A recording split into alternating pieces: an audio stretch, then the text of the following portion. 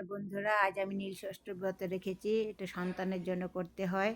এখানে আমি দুধ, দই, ঘি, মধু, ধুতরা ফুল এবং নীল ফুল নিয়েছি, বেলপাতা, অশ্বগন্ধা, হলুদ চন্দন,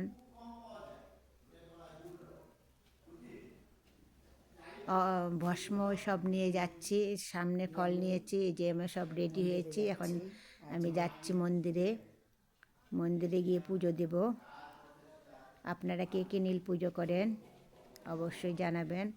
এই দেখুন, আমি মন্দিরে গিয়েছি। মন্দিরে গিয়ে বাবা ভোলানাথের মাথায় জল ঢেলে পুজো করেছি। পুজো করে আমি আমার সন্তানের জন্য প্রদীপ ধরেছি। আমি 3টা প্রদীপ ধরেছি। একটা আমার ছেলে আর 2টা আমার দেওরের ছেলের নামে প্রদীপ ধরিয়েছি। ওরা পূজা করে না, ওই পূজাটা আমিই করি।